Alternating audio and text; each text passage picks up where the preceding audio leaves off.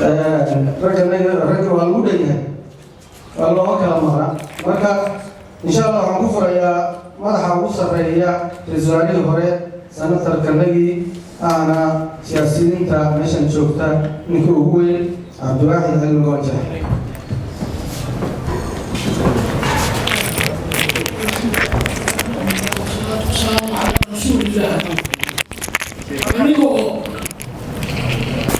حبيب بدن أو بدن ولا شيء يحضره وحكوسي درستي ساكا مركب عالي ولا إيجا هانيا سلامك بعدي فديك كان عينه سجنني سيدا شيء أنا ويا هذا وسياسة هي دغنك هي ولا تلك أمة الصومالية حالة كسرته oo maanta taagan dareenka inaan ka muujino reer deegaan ahaan reegada ahaan inaynu ka muujino waxaynu isugu nimid sidaa wey Jubbaland iyo dowladda ama dowladda guud dowladnimadoo dhan in general qasbaa ka jira waxaan laga aamusi karin baa ku jira mudanna inaynu ka hadalno أنا مهلا كسر قلقلي كره حالة جودهان حتى نوع حويه وحكد على أوضل كمان تكتعبن وحويه شرع كيسي هي دستور كيسي أياسلو يهي إن دولته وجود غنته ومدة كوه قامشة دتكو كوه لتجرا كوه صعده أي حقيقي دولة أهنتاس كبوتي دولة ومدحنا وياي مدحوينه حسن شيخ محمود دستور كي شرعي وحي كدغتي او adeegsatay mid iyadu sharci ka tolatay maantana ay ku joogi karto barina qofaan isaga ahayn aan lagu dooran karin oo xaqiiqa intaas u sameeyay intaas marka waxay keentay in ummadii Soomaaliyeed oo kalsoonideedii iyo midnimadeedii iyo wada jirkeedii wali aan isku qancin adnoodana inaysan ku qanacsanayn inay kala boodo oo kala dhaqaaqdo oo midnimadeedii iyo wada jirkeedii uu lumo yaa halkaas ka soo baxday markaan Jubbaland keeno oo imaado Puntland horay bay uga maqnay oo waxa socda intay ku qanci waayeen bay ka dhaqaaqeen Jubbalandna way ku soo biirtay oo waxay ugu soo biirtay waxa la yiri dastuurkii waa la bedelay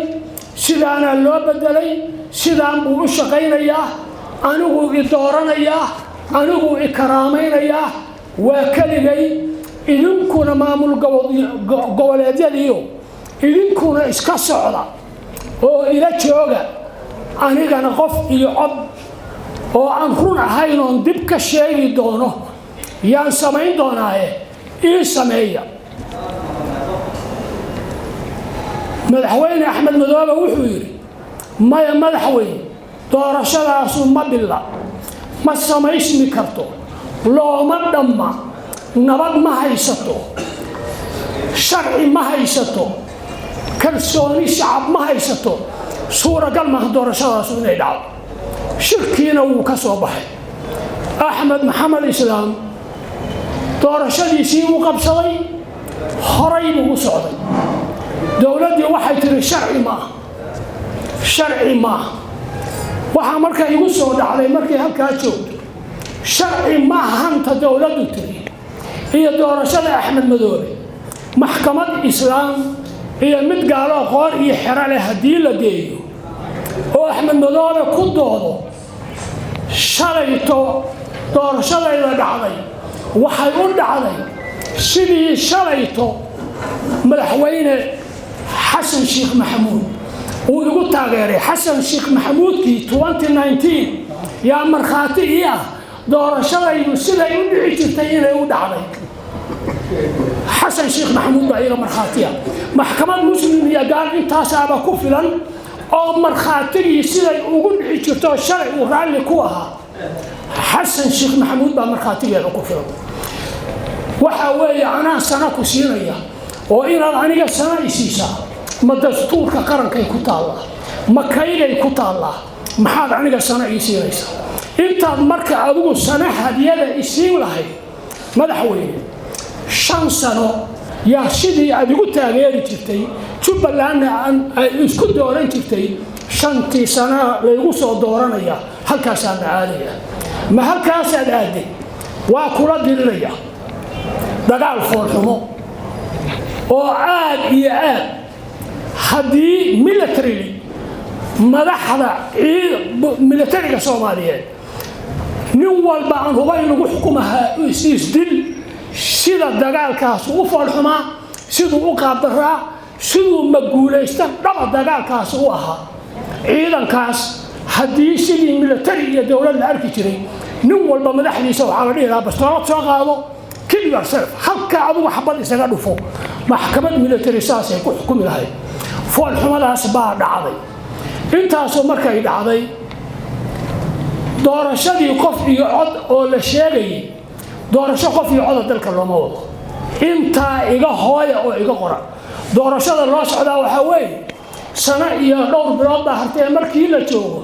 meelo kooban oo la heli karo oo la diyaarsaday inay doorasho ka sameeyaan hay'adda NISA oo kaliya hay'adda NISA ayaa doorashadaas qabanaysa iyada codaynaysa waxay afku dufalay weeye dad yar oo taagtaagan oo la waayay inta la sawirto yaa subax dambe waxa soo baxaya doorashadii waxa ku guuleystay boqolkiiba 95 xisbiga madaxweynaha waxa weeye marka doorashada dhacaysa amnigu maxagee ka dhacaysa amniga ku dhacaysa kalsoonida shacabka ummadda Soomaaliyeed gaaro maanta doorasho ku qabsan kara xagee bay taala inay marka doorashadaas u socoto hadeertan dadku wuxuu aaminsan yahay dawladdu inay baar dheereeyo inay u tagta rabto inay dagaal ku qaado Kismaayo aniga ma aaminsan inay sidaas tahay 400 kiiloomitir oo baar dheer ilaa Kismaayo oo dhulkan anugu arkay oo ii muuqda si uu yahay adeer dawlad xoog badan yaa dagaalkaas inta halka ka duusha inay 400 kiiloomitir Kismaayo qabsatay heli karta laakiin waxa socda sida ma go'aan waxay dawladdu qaadatay inay xukun military iyo nisadii aan sheegahayay gada ku qabsato barina doorashadii NISA qaban lahayd gada loogu qabto markaati waxa ka intiinaan reegadaati maxaa keenay in degmo walba dhiisi looga dhigo loo magacaabayo nin ama NISA ama nin military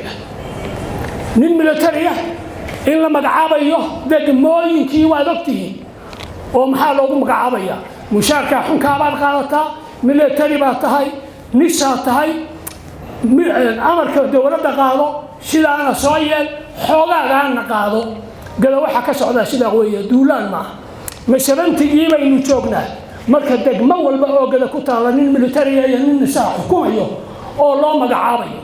waxaas waxa weeye marka nin walba uu dantaada ilaalso hadeertaana carrigaaga joog sida gada ka socota sida weeye duulaan Kismaayo lagu yahay ma waa xukun military oo NISA oo Xasan Sheikh u qaban doona wax aan doorasho ahayn iyagu inta warqadaha buuxiyaan sawir yarna la qaado halkaasna uu ka soo baxo madaxweyne Xasan Sheikh anigu waxaan oran lahaa madaxweyne 70 jir baad aqoonyahan baa lagu sheegay wadada aad haysaa sax ma ninka la yiraahdo day wuxuu taagay oo mar walba taagnaa madaxweyne waxaan diyaar u ahay Soomaaliya markhaati ka ahaada waxaan diyaar u ahay dawladda iyo anagu fagaare inaan ku wada hadalno Axmed Madoobe wuxuu yiri diyaar baan u ahay dowladda inaan wada hadalno madaxweynihiina hadal uma jeedo wuxuusan ugu jeedin wuu ogyahay inuusan gar helin dastuurkii baa hor imaanaya sharcigii baa hor imaanaya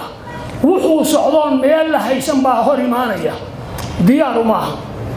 waxaan marka ku dhihi lahaa madaxweyne xasan sheekh waxaad fadhi ku heli karta fadal ha ku raadin fadalkaasu waxaa dhici karta nimankan dhalinta yaroo kale inaysan aqoon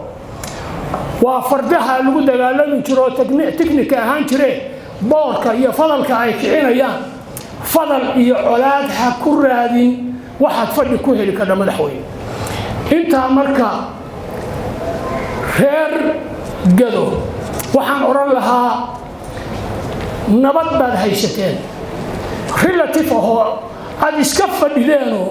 dowladnimo iyo fiicnaan iyo horumarba ha helinine dad iska fadhiya oo iska jooga oo qoraxdu u soo baxdo oo u dhacdo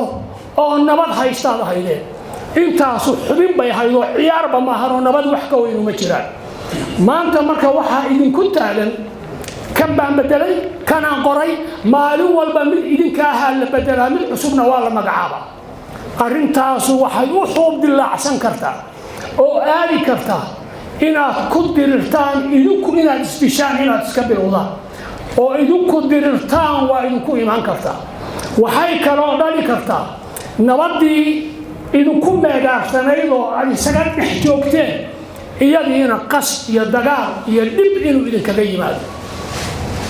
hawlahaas oo dhan baa idinku dhici kara meesha aad u socotaanna Jubbaland inaad burburisaan in la idiin adeegsado idinma qabato idinka Jubbaland baa tihiin qaranka Soomaaliyeed iyo dowladnimada iyo midnimada iyo gobonnimadana inaynu wax ka dhisno waana la ka rabaa laakiin wax waliba waxay ku dhismaan run bay ku dhismaan xaq bay ku dhismaan xalaal bay ku dhismaan mas'uuliyad la qaado yay ku dhismaan waxa weeye marka haddaan intaa la helinayaa mas'uulka ah haddii intaa la waayo maamulka jira oo dowladnimada ah oo qarannimada ah ayaa mas'uuliyaddaas qaadaya waxa weeye marka waxaan shacabka Soomaaliyeed aan oran lahaa sheeko qabya iga noqon karta magaalada Harar yaa waqti aan sheegi karin nin oday wuxuu yiri Soomaalidii joogtay iyo wax garadkii wariyaaya kulligan waa nalaynaya Soomaaliyeed waxaan marka oranayaa qarannimo dhimanaysa oo la dilayo Soomaaliya ay xagaran waayina qarannimo iyo dawlad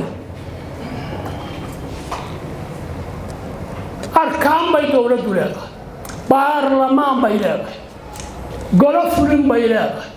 maxkamad bay leedahay intaasay leedahay baarlamaankeenu waa kee waa baarlamaankeenii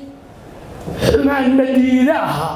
baarlamaankeena xumaan madiida la yidhaahdaa adduunka yaa arkay oo maqlay baarlamaan ansixiyey sharci iyo heshiis usan waligii arag oo maalin akhriyin oo aan hor imaan qof arkay xageenu ku jira baarlamaankeeni waa kaa adeer sidaa yeela waa yeelay golaha wasiiradu waa sidaa oo kale nin waxa kanu ma joogi karaan kursigaada ha ku ciyaarin baa la yidhaahdaa wadadaas nin diidi karaa ma jiro maxkamad iyo sharci iyo garsoor loo habrado oo qofka Soomaaliga ah oo dulman u cararo xaqiiqdii ma jiro waxa weeye marka dawladnimo nool maantana waxay maraysaa dawladdu ammaanadii ay u qaaday ummadda Soomaaliyeed dhammaanteed way ku faylgarowday xaqiiqdii way ku faylgarowday ammaanadii cuslayd oo ilaahayba oga dhigay oo dadku uusan qaadi karin uu dadku qaaday dulmigiisa iyo jaahilnimadiisa awgeed cirka iyo dhulka iyo buuruhuna diideen ammaanadaas waa lagu fashilmay qarannimo iyo qaran ahaan iyo dawlad dhowr waa loogu fashilmay heshiisyada la galayo dhulboob baa loogu fashilmay hanti boob baa loogu fashilmay dalkii oo la bixiyey oo sharcigiisii la dhowri waayey baa loogu fashilmay waxa weeye tusaale hadda haddaan soo qaato heshiiskii u dambeeyo Ankara dowladdu habay yaraatee MOU-dii Somaliland laga galay waa laga noqday way dhihi kara weyn heshiiska diblomaasiyadeedna waxaa lagu qoraa sideedaba luqad aan siyaalo kala duwan aan loo turjumi karin unequivocal terms baa la yidhaahdaa wax cad cabdiwaaxid waa ninkan madow oo halkan taagan dharkaa qaba sidaa ah in hebel hebela terms cad baa lagu qoraa arrimaha diblomaasiyadeed madaxweynaheennii wuxuu sheegi waayey ummadda Soomaaliyeed u sheegi waayey MOU-dii in laga noqday inay sidaas tahay haddii ay tahay tusaale haddii uu yahay arrin kumarshaal ah oo sida loo dhigay sida uu yahay xataa sidaas aan ku qanacno maxaa keenay shalayto madaxweynaha Faransiiska Macron wuxuu leeyahay badda cas iyo iridka baabulmandab halkaas sidaad ku gaari lahaydeen yaan idinku caawinaynaa idinla horumarinaynaa buu wuxuu ku yiri dowladda Itoobiya waxaa laga hadlayaa meeshaas weeye pointigaas wuxuu yahay pointigaas waxa weeye the most strategic point oo Afrika ku taala weeye meeshaas quwadaha waaweyn iyo adduunka oo dhan baa iska ilaaliyo oo isku hardiyaya meeshaynu marka inagu awood ku yeelan lahay magac iyo cod xoog leh adduunka kaga yeelan lahay meeshaynu iska ilaalin lahay hadda ma iska ilaalinayno sharciga iyo waxa la wado iyo waxa dhacaya halkaasaa la dejiyey maxaa diidayay hadday kumarshaal wuxuu yihiin oo dhab yihiin waxa caqligu ogolaan lahaa waxaa weeye okay adeer Kismaayo yaan dekad weyn ka samaynaynaayo ganacsi hadday tahay okay wey adeer tan iyo bahalkii la oran jiray Elder ilaa Garacad inta u dhaxaysa oo badweyntaas ah la iska wada marayo yaa la idinka siinaya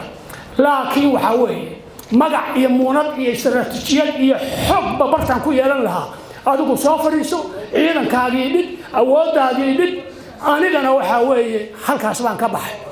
dowladda sidaa samaysay waxaan markaa aan ka wadaa hadalka ummadda Soomaaliyeed waa midii aan ka waday qaranjab foolanaysa miyaad arki weydeen ummadda Soomaaliyeed meesha tan inaa intaa ka faa'iidaysto ya aniga muraadkaygu ugu weyn u ahaa inaan maanta gudbiyo ummadda Soomaaliyeed qaranjab inaan dad lahayn iyo dullimo adduunka aad ku noolaataan ama maanta doorta ama ka baxa oo ka kaca oo qaranjabka diida salaamu alaykum waraxmatullaahi wabarakaatuh بسم الله الرحمن الرحيم الحمد لله رب العالمين وصلى الله على سيدنا نبينا محمد وعلى آله وصحبه وسلم دمان غيارة هالكان سقوط من حلقة مقع الله مسكين معانا بيش مريحان سيدة دارود أغويان كودي يمسوليين تودي سنتردودي حلبانا دودي محو عايتو odayaashii dhaqankii waxgaradkii oo dhan gabdhihii dhammaantiin waa idin salaamayaa asalaamu calaykum waraxmatullaahi wabarakaatu ilaahay baa mahad leh oo maanta arrinta tan aanu danaha yaga iyo danaha Soomaaliyeedba uga hadlayno halkaan isugu kaaya keenay qoladan wararka oo tirada badan ayana waa salaamaya khayr Allah siiyo insha Allah warkay faafin doonaan warkii siyaasadeed ee dawladeed senatarka ka hadlay Cabdiwaaxid hadalkuna hadduu mid yahay lama labeeyo shirkan jaraa'id waxaan u qabanay caalamku inuu ka dhiga qaado oo caalamku arrintan dareenkeeda inuu qaado Soomaali weyn alla weyn inay dareenka qaadato oo arrintan jirta oo Soomaaliya ka taagan oo bilow ilaa dhammaad gobol iyo degmo saameynaysa in Soomaaliya arrintaas ka dhiga qaado gaar ahaan wixii siyaasad dawladeed ahaa iyo hulalkeedii senatarka ka hadlay aniga waxa iigu weyn oo aan ka hadlahayaa waxay tahay waxa la yiraahdaa fira timaado firadu waa boorka iyo qashinka iyo nin walba uu ishaada sacabka saaraa la yiri si aad uga badbaado duulimaadku waa badnaa Soomaaliya mid siyaasadeed buu lahaa mid wuxuu lahaa ciidameed hadda mid goboleed buu marayaa mid maamul goboleedna uu soo cuno uu soo dhaafay dawladda federaalka مسؤوليات باسارن كتاب بين مرين مدحوينها رئيس وزراء هي أنت كلا الله حريد هذي قلياش تاي هي هذي محايت لما أنتوا كتاب ولا مرين دا عدل كويين ودا عدكوا قامين دونان هرتا كتاب كإلهي أول مراهي من لوما يوم ما خسارة يوم وقاعدة وكدول تاجين هاي كتاب كعاد مرتين حداد كله حتان وعدالة دي كله حسان oo masuuliyadii aad shalay kitaabka ku marteen inaad dadka ku hogaaminaysan daacadnimo aad ka leexateen madaxweynuhu xasanow ra'iisul wasaare xamsow aadan madoobow waa idin dul taagan tahay bal ogaada haddana waxay taagan tahay markii goboladii la soo dhaafo lagu kala tagay waxay taagan tahay haddana muxuu ahay to maamulkii markii lagu tagay degmooyinkii iyo goboladii hoose ayay maanta taaganta in laga xuriyo saaka waxaan la hadlay Garbaharre wafdi dawladda federaalka ay soo dirtay oo wasiirro iyo xildhibaano ah ayaa yimid oo dhowr cisho jooga waxay wafdigu la yimaadeen iyo wixii la isla gaaray baan weydiiyay adinka xodogaal baan kaga dhigayaa wafdigu waxay la yimaadeen baa la yiri maamulkii Jubbaland oo Kismaayo ku meel gaarka u deganaa oo xaruntiisu rasmiga ah oo ahayd Bu'aale oo arrin nabadgelyo Bu'aale aan loo soo degin Garbaharre baan u soo raraynaa bay yiraahdeen dawladda federaalka ah baa tiri oo wafdigii ay soo dirtay baa saa yiri waxaa la yiri waxaas ma suuragal baa ma maamul goboleed baa Puntland ee Jubbaland maamul goboleed ma aha waa ka weyn tahay waa gobollo isu tagay annaguna gedo waa gobolkii gedo weey no soo marari kartaan mana keeni kartaan meesha fakarkii ugu dambeeyay oo dawladda oo fashilka waa ka halkaas uu ka baxay day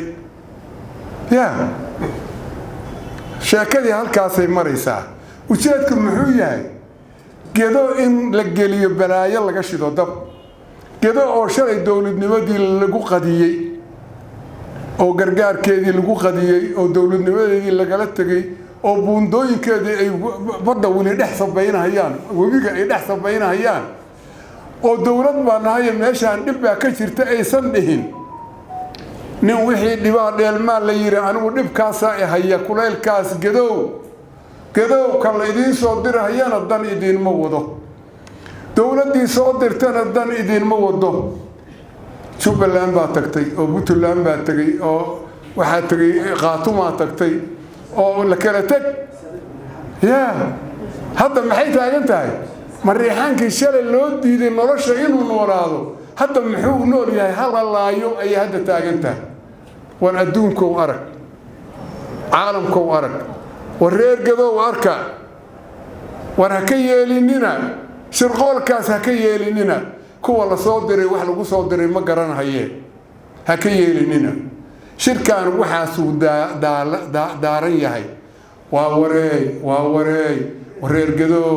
gadow war arkooy arku waa isla arag baa leeyahay isla arkooy war wada arkooy war yaan la idinsirinay war godkii shalay meeshii banaan la kaga tago ilaahay idinku badbaadiyay war maanta yaan maana la ii qariya madiyaa la igu qali doon war maanta yaan god la idinku shubin reer gadow qayla dhaanta ugu weyn oo aniga hadda aad ii taabanaysa wixii Soomaali weyn nagala dhaxeeyo waaba gooni Soomaali waa indha badan tahay waana siyaasad badan tahay ووضع أركي ساي الله نوا أركي ياي ورمدان كدو ما أنت يعني قف جدد دقن النورانين ورهير كدو أركوي وركتشوي وركفقادوي ورديدوي والإلهي كم مغنقلوي هل قيل دانت ووري داسان ما أنت شركان دارية رنتيسة سياسة جودة صوماليا كهاليسن أو دولة الفدرال كهاليسن صوماليا قدام بقصين دونتا أنا قصي سامع شلون وحي هذا قالوا مدوق مريحان كدقن هل قدولو حوجا بصولة يقريح نحن أصلا الربعين نقول له أيوه بإلهي وقع عنقلي ما أنت المحيي سوكتان خير كذا محيي النوليين هات أوبر واقعيين دولة النبض ما كل عشنة بوندوين كيبا كبر إلهي كبر بريء وما إننا سو قرمن وحبا وما دسنا وحبا وما وضنا دان وما هينا هي هبل وضنا أرض حوجا ينقاذه أنا ماشي أسكت منه شددي قرحي أيكو قرحي لهايين هل كاسي تاجنتها ما أنت شاكلي هل كاسي تاجنتها وأنا والبو أدو تاذا قروي تاذا أرين تاسا هذا سلبي نوع أنا وركيجا هل كاسان نيجيا ووراي غير جدو بان لاي ديدوي كم يدوي مايوي أنت أصلا لاي أنت أنا وما أصلا تاي سوتي من أرين تاس ساس بيوضع قبان والسلام عليكم ورحمة الله وبركاته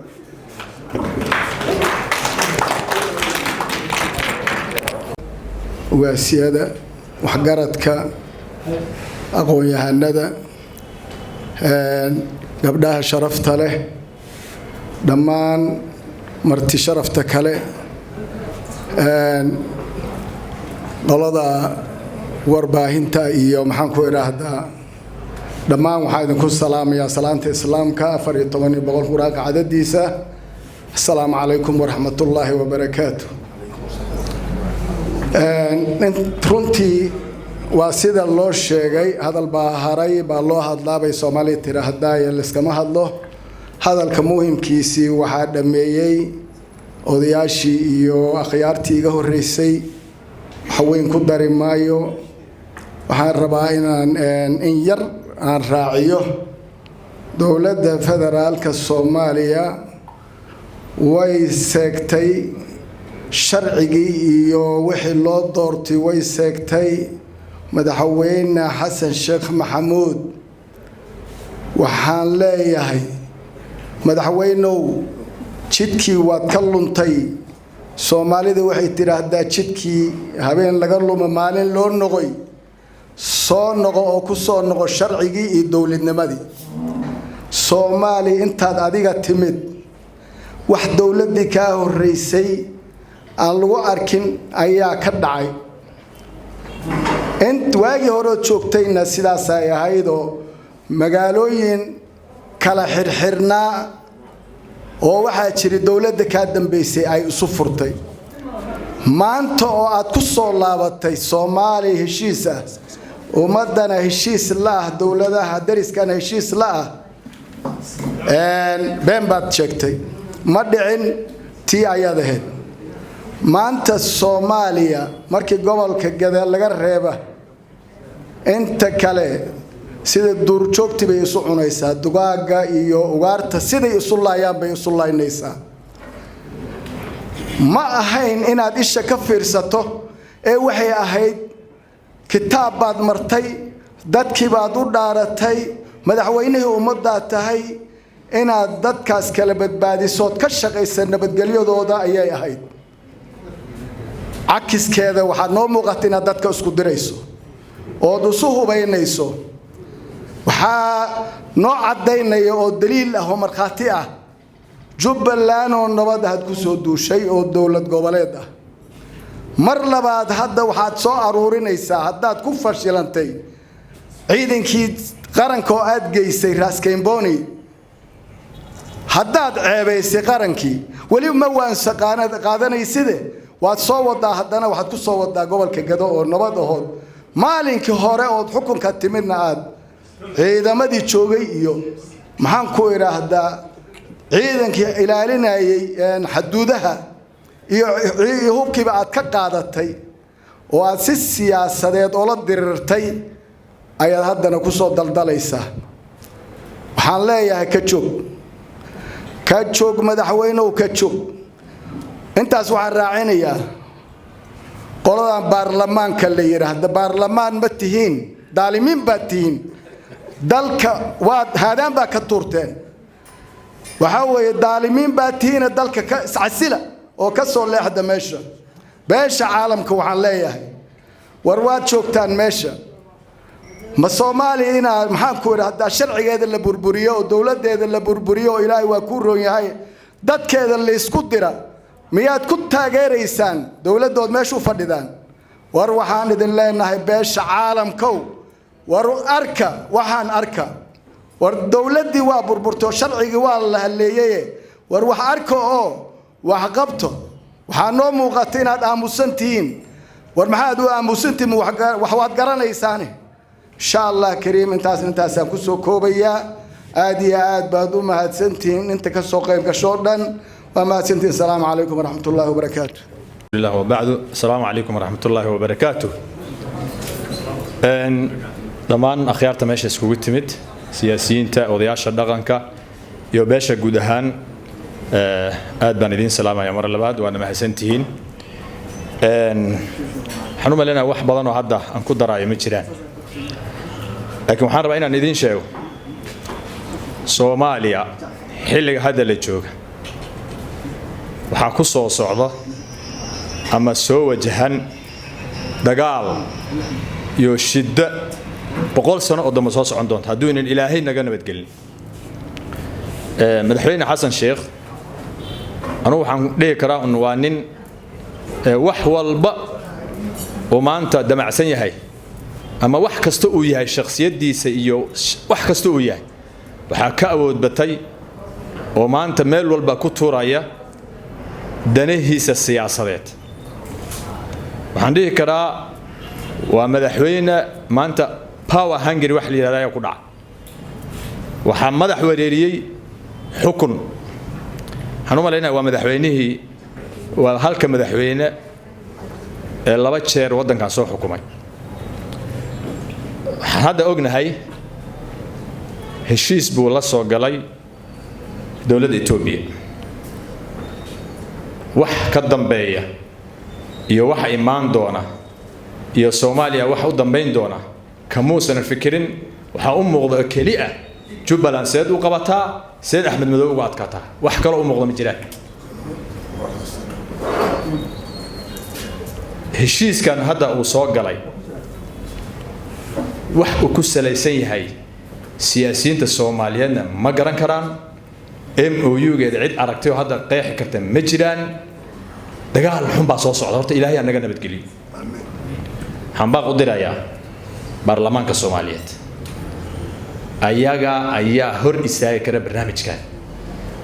sida kii hore ee dawladdan Kenya ay ula galeen xukuumadii hore ee ula gashay kan ayaga hor istaagi kara wax kale oo oranay ma jiraan barnaamijkan ha ka hortageen ha istaajiyeen waa khatar weyn oo soo socda taa intaas horta u gudbaya hadii aan u soo noqday siyaasadda iyo dagaalka gada ka soo socda horta reer gado waa nasiib daran yihiin aad bay u nasiib xun yihiin mar kasta uu kala wareeg noocan oo jira Xasan Sheekh hal sano iyo 4 bilood baa u dhiman hal sano iyo 4 bilood maxaa lagu qaban karaa wax lagu qaban kara ma jiraan kaliya oo colaad in la abuuro reer gada shacabkeeda odayaasheeda dadkeeda waxa ku soo socda dad aqli la ma ah waa dad xukum soo maray wax badan bay fahansan yihiin siyaasiyiin bay leeyihiin waa in ay diidaan dagaalka ayaga dhexdooda midyaha la isugu dhiibay shaki kuma jiro dood kama taagno Jubbaland in ay ku qatan yihiin laakiin mid ayada macnaheedu ma aha ayagu in loo adeegsado skeletonki dhisnaa ama dawlad yarteed macnaha dhisneed ee Jubbaland la oran jiray ayaga in loo maro inta yarto dhisan iyo heshiiska yarka lagu burburiyo oo ayaga loo isticmaalo taa kama yeeleen in ay yeelaan sax ma waxaan cod dheer iyo ma aragtay baaq weyn u diraya odayaasha dhaqanka ugaaska uu horeeyo xamar buu joogaa ugaaska anagu waxaan leenahay meeshaan waxba kama soo socdaan Soomaalida degan ee reer Gedo in la isku laayaa soo socota siyaasiyiinta way u horeeyaan wasiirada wax macna leh oo aad keenteen nooma muuqdaan waxa aad wadaana waxa weey in dhalaan socda wax aad noo wadaan ama ummadan u wadaan ma muuqdaan ka Nairobi tuuriin dhalinyarada Eritrea lagu soo tababaray ana qaarkood arkay qaraabo la ah wallahi rag la soo wada tababaray halkan magaalada ma dhex yaacayaan Xasan Sheekh baa kala ciiriyay ciidamadii loo diyaariyay oo dhowr 10,000 5,000 6,000 7,000 Eritrea lagu soo tababaray iyo waxa la wixii Turki Xasan Sheekh kala ciiriyay ciidamada maanta la rabo inay wadanka sii joogaan oo hadda magaca kale loo bixiyo atmis looga bedelay waa 11,000 su'aal baan idin weydiinaa Soomaaliyeed 11,000 oo ciidan ah maynan jirin 11,000 oo ciidamo Soomaaliyeed oo wadankan la wareegtay maynan jirin Ilaahay baan idinku dhaariyay 11,000 oo ciidamo shisheeye ah maxay Soomaaliya ka qabanayaan xilliga hadda la joogo waa 11,000 hadda 12,000 xitaa ma gaarayaan ciidamada hadda loo ogolaanayo inay wadanka sii joogaan soo akhriyo oo arka gada kaliya miiqa joogta 3,000 4,000 5,000 oo ciidan baa joogta bal dawladdan ma fikiri weyso ciidamadeeda ma qalabaysan weysay oo ma dhii weysay ana wadankayga la wareegaya macnaheedu waxa weeye Soomaaliya ninka hadda xukunka haya 4 sano hayana waxaan hubaa 10 sano gadaal u dhigay 5 sano ka dambeysay waxba la isku yaglalaa hadda waxa weeye 10 sano 15 sano damo dib u celinaya ونكان عنو وحبا نين هذا ما أردت فيه وما أركه ودنك هلا قبط أنت سأيان لي هاي السلام عليكم ورحمة الله وبركاته بسم الله الرحمن الرحيم السلام عليكم ورحمة الله وبركاته لما وادي سلام يا خير تلقي هتسوى ما لما قلع warka badin mayno war maxaan ku dhahaa waa laga hadlay wixii muhiimka ahaa gabdhaha gadaashii taagan way hadli doonaan laakiin anigu wax yar baan dhahayaa aan badnayn maxaan maqlaa xasan wuxuu yahay waa laga soo hadlay laakiin anagu maxaan raggeena maxay yihiin number 1 waxaan dhacay yaa ka dambeeyay سيس أو دعد وحن من الجدو الله ونحرسته محمد سياد برا إلا يوم ما أنت وحوير أت ودولة أو حقوق بتي مجرد لكن دبعت أنا جنا استوحي تحي محال قلنا هاي داد رجعنا محي وأقبله إن 24 hours أيقو عبادان وحبان نقول اسمي نعم مصيرسن أيام مرور بقدال كوقعته guys وحال الربا إن تستكتن إن النقطان ده تسكو حيران قبل كقبلات أقوى الصومالي أنا قلنا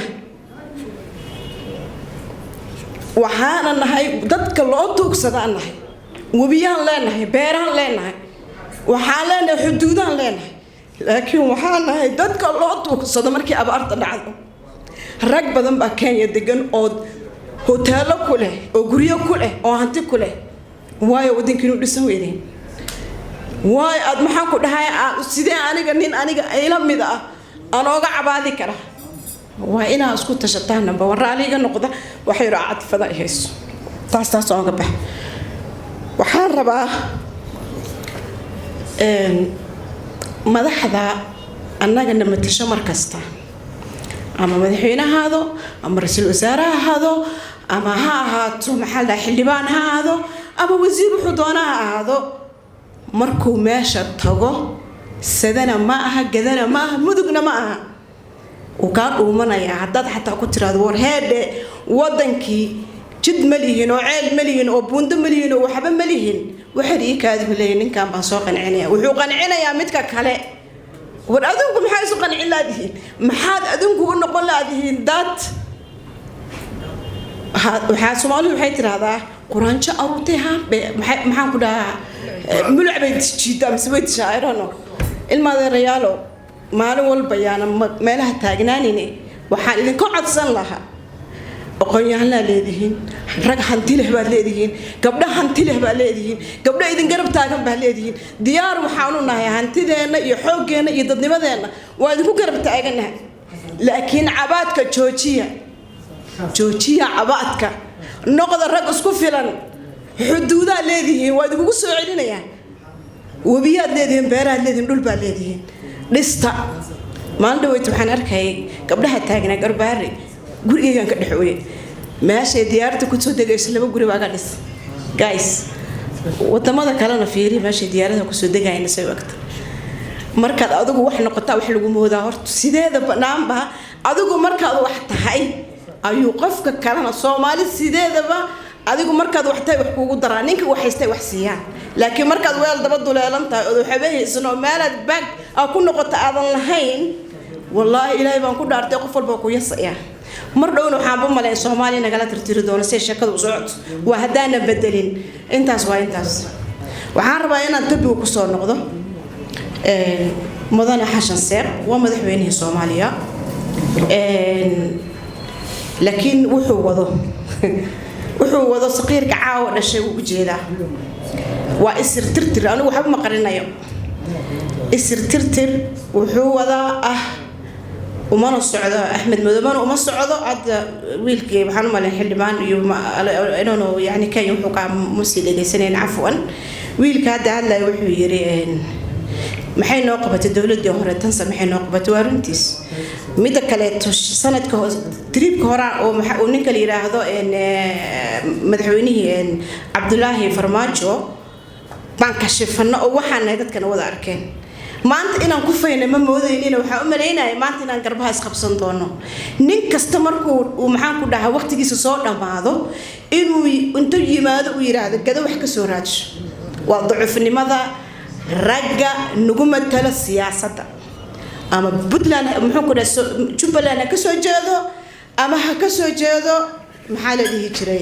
dawladda federaalka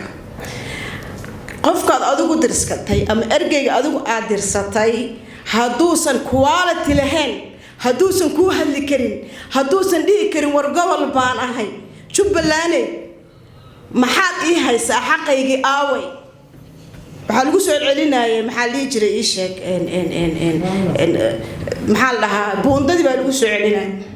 buundada anaga dhisan karno laakiin waxa ka horeyso kan siyaasiga aniga imitana intuu istaago inuu yiraahdo Axmed iyo Xasan dawladda federaalka waxaan ku leenahay iyo waxaan ku leenahay maxaan ku dhahay Jubbaland labadaba ina miiska soo saaraan oo ka hadlaan oo yiraahdaan war anagu waxaan nahay qoomiyad jirta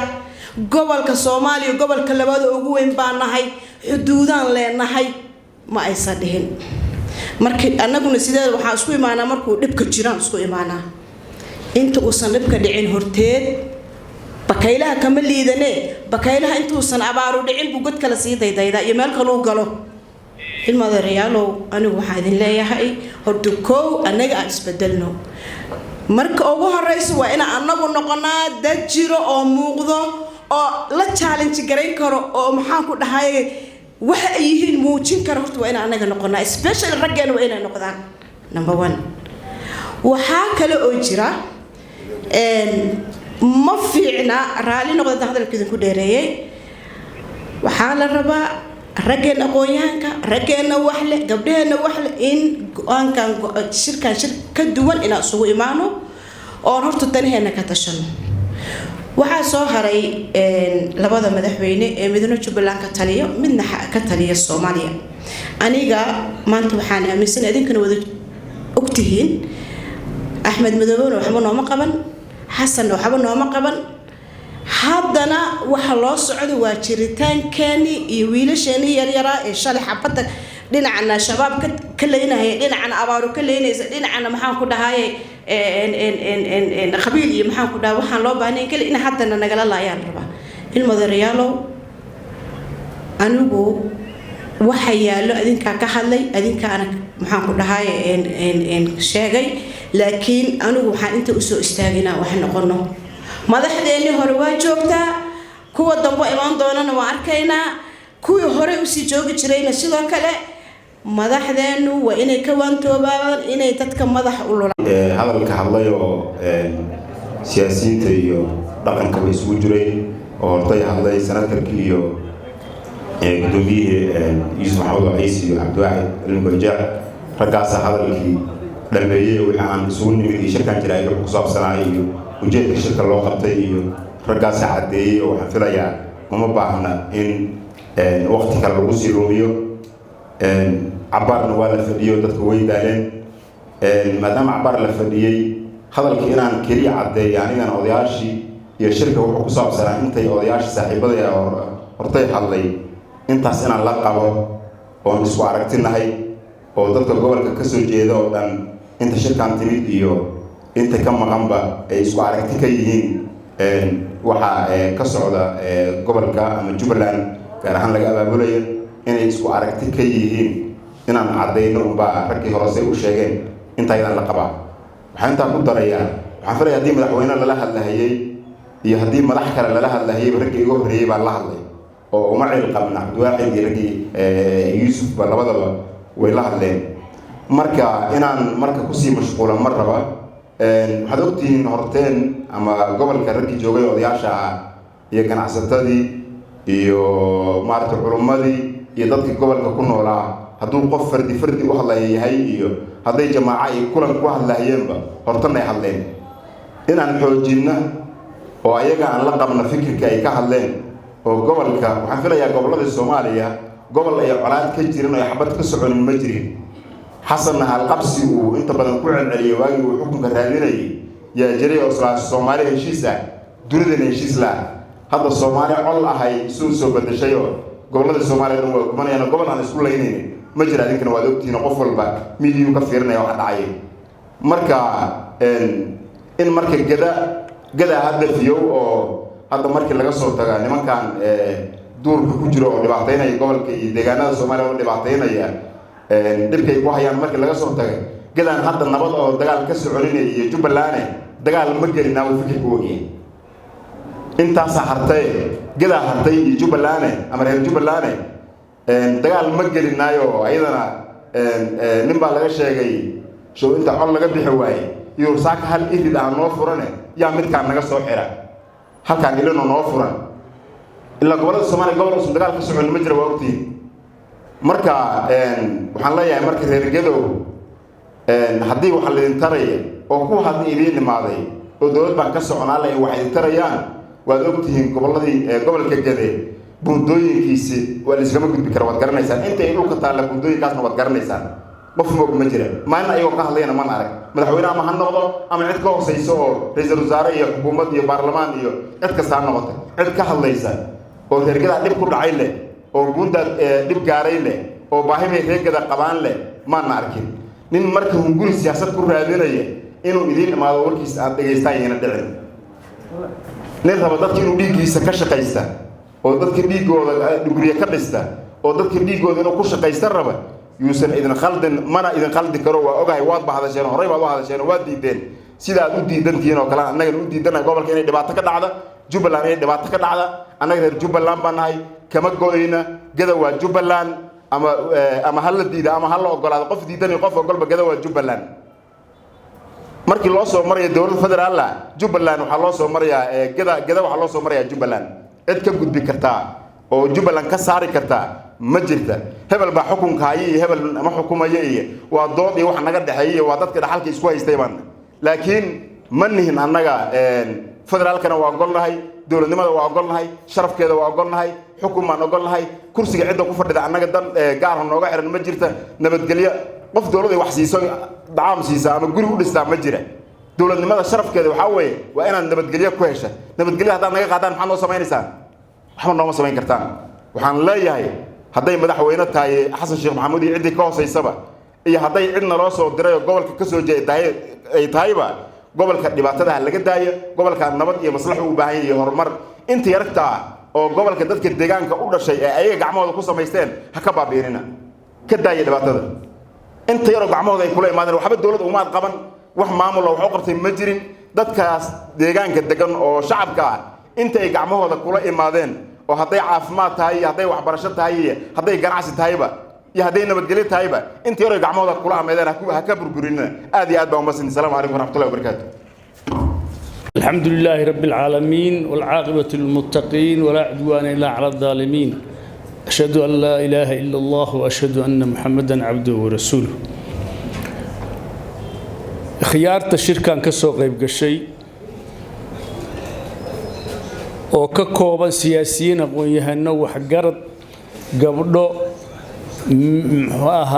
meediya inta waxaan ku salaamayaa salaanta islaamka assalaamu calaykum waraxmatullaahi wabarakaatuh waxaan u malaynayaa meeshaan maanta wax la dhaafay ma leh waxaan rabaa hal noqdo intaanan akhrin shirka wixii ka go'aanadiisii iyo warmurtiyeedkiisii intaanan akhrin عشان كوبتشرت يا وحن وكشر سان إنتان يرتا يا أباس وحن قبلها نجوا وشيء بسم الله الرحمن الرحيم السلام عليكم ورحمة الله وبركاته مناسبة ما أنت هالك كتب صوتي عظم هوتل أو أنتي يسوي مدينة هالدور أبو فلبران أو غير كده اليوم حكومة جديد دونا مدنها وخيفة سلطان وخيفة ذاتي كتب سلطان هذا ما قاعد بالله بيو سيدا وقت ما أنتوا ماشى كده بسم الله الرحمن الرحيم الحمد لله رب العالمين صلى الله على نبينا محمد وعلى آله وصحبه أجمعين magacayga waa Suldaan Axmed Kowsar wixii meesha ka dhacay hadaan si kooban uga jawaabo si sharaf leh oo maartay miqaam saraa oo macna leh oo aan isleeyahay dadkana dhageysan doonaan way ku qanci doonaan annagii shirka ka soo qayb galnay oo joognayna aan ku qanacnay markii la hadlahay xogaa hadalka een waa iska yeelan karaa xogaa dulal waa iska yeelan karaa insha Allah ta'ala miidiyaha iyo wixii xogaa cilada ku jirtan ay naga saaraan ayaan ka codsanayna wixii xogaa qoonsimaad ku jira laakiin aad iyo aad aragtidayda iyo aragtida dadka meesha isugu yimid ay qabaanba intaba waa si sharaf leh oo macna leh oo aad iyo aad noo qancisay oo dhacday aad iyo aad ba maasantiin بسم الله الرحمن الرحيم ولي waxaan gunta kaga jirnaa waraysiga aan la yeelanay marti sharafti iyo qaban qaabiyaasha ka soo qayb galay munaasabada maanta adoo magacaaga ku bilaabaya sida wax u dhaceen iyo qaabkeed wax u xiriirinaysay iyo bulshada aad la hadasheen wal ka waran بسم الله الرحمن الرحيم الحمد لله horta meeshaan horta waxa soo yimid dadkii indheer garadka ahaa oo gobolkaas iyo Jubbaland ka soo jooday dhibaatooyinka maaragtay meesha lagu wado oo hadda tii hore aanu ka kaban laanayo ka dhacday meesha la yiraahdo Raskamboni midiyo oo kala halka lagu wadaa marka waxaan diidanahay dadkaas deegaanka oo waxba loo qabano buundooyinka go'an oo dhibaatooyinka badan ay haystaan waxaan diidaynaa in ciidan kale iyo dagaal kale lagu soo abaabulo oo hadda maaragtay saacadahan waqtiyadan hadda aan joogno dawladdu waxay hal rabay maadaama tii hore ku fashilantay in tan nabad ka shaqeyso hadda waxa muuqata inay wali dagaalka sii wado dagaalkaasna ay u xawishay gobol kale say labada qolo oo aan u garanahay inay isugu dhufato annaguna ma yeelayno taasaan diidanahay waxaanan diidanahay Jubbaland oo sideeda oo nabad ah rabnaa ninka jooga dadku waxbay ka tirsanayaan waa ognahay laakiin qof ma aha Jubbaland maamul iyo deegaan way deegaankaas iyo webigaas iyo dadkaas aagaas degan waxaan u rabnaa nabad baan u rabnaa munaasabadii maanta halkan iyo qabanqaabadii iyo arrintii hal doorka reer Gaday isugu yimaadeen magacaaga ku bilaabayo sidee meeshan wixii ka dhacay sidoo aragtaa bismillaahir rahmaanir rahiim magacii waa Xasan Cabdi Diiriye waxaan ahay reer Kenya waxaan ahay reer Gado runaantii beesha gobolka ka soo jeeda maanta way hadleen kulli waxa ka hadashiyana waa culays iyo dhibaato iyo ma aragtay qalalaasa laga baqayo ee soo socda marka taas ayaa marka in odayaashii iyo dadka dhaqanka isku yimaadaan way ka hadlaan taas ayaa sababtay in isku yimaadaan aniga Cabdiwaaxid Cilmi Xumar baan ay dhahaa Cabdiwaaxid Goonjeexna waa la ii gartaa meesha waxa isugu yimid dadkii deegaanka Gado waxa ka socda iyo waxa ay ka qabaan bay muujinayeen waxay muujiyeen Gado abaabul laga sameeyo iyo colaad laga ambaqaado oo Jubbaland ku socota inaysan qaranka u fiicnayn Gadana u fiicnayn Jubbaland u fiicnayn inta weeye inta la cabirayay wax walbana waxay tahay Gado Jubbaland waxay ka tabanayso ha kala xiriirto hadal ha ku dhamaysato iyo deganaan iyo Soomaalinimo qarankuna wuxuu Jubbaland ka rabo ama qaranka iyo Jubbaland wixii ka dhaxeeyana hadal iyo wada hadal iyo walaalnimo iyo dawladnimo ha lagu dhameeyo nuxurka laga hadlayay iyo waxa ii muuqda aniga inta weey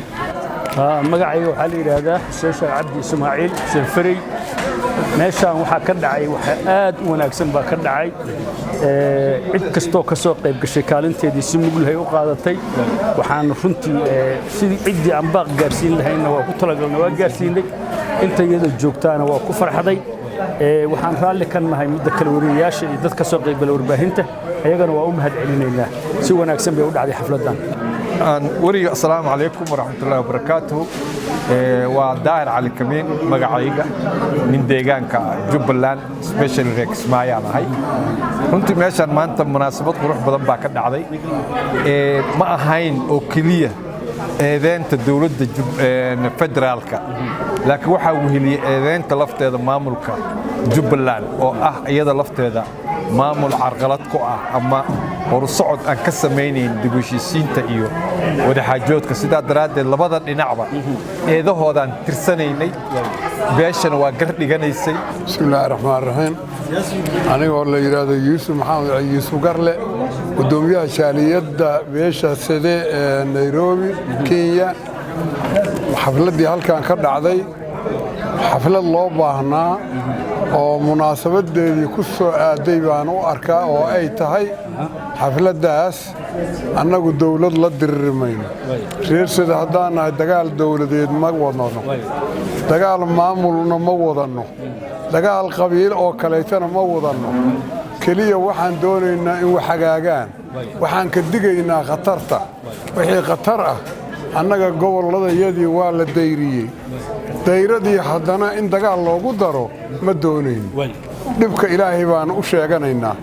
annagaana isku tashan doonna laakiin ma doonayno annaga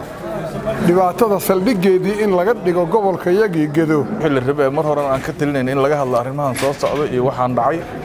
tii hore oo ka dhacday Raaskambooni iyo midda hadda la rabo in gada lagu dhibaateeyo nin walba wixii dhibaa gubo aniga gadaa hadda iigu daran iyo degmadan ka soo jeeda ee Balxaawo dhibaatooyinka laga horinayo iyo waxa macna darrada ah wax badan baan u taagnayn xawaal wadadeed aan wax ka aasnay oo saano kale macna darro la isku laayay oo dadka ehelka ay isdhameeyeen marka arintaas inay ka waantoobaan oo la isku dirin waxa Soomaaliya maanta ka socdana waa wax looga baahan yahay in adduunka iyo meel walba la arko in aan dadka la dhibaateyn oo la barakicin mar dambe barakac way ka soo daaleen aanu dhowr qodob baan dhihi lahaa qodob waxaan leeyahay Jubbaland qodob reegadaan leeyahay qodob madaxweyne Xasan baan leeyahay qodobka madaxweynaha uu hormay madaxweynuhu gacanta mayran baa wax mayrto adiga waa soogna siyaasadda qof kasta Soomaaliya akhriyo waana la ogyahay wixii shalay iyo daraad iyo tii koreysay dawladdii hore iyo waxaad qabato dhan waa la ogyahay hadda waxay ku soo intaan xamar waa la ogyahay meeshaan maan la weyta waa qolyahan Kenya waxay ka hadleen hal sano hal bil waxaa yimid 40,000 oo qof qoys baa soo degtay Kenya xamar ka soo qaxday kaliya marka madaxweynuhu dadka meesha joogto dadka wadaji baan ku leenahay meelaha kala dhibaatooyinka u horeysay jooji taas intaas aan leeyahay madaxweynaha waxaan leeyahay Axmed Maxamed Islaam waxaan leeyahay Jubbaland saacadan hadda lagu daayay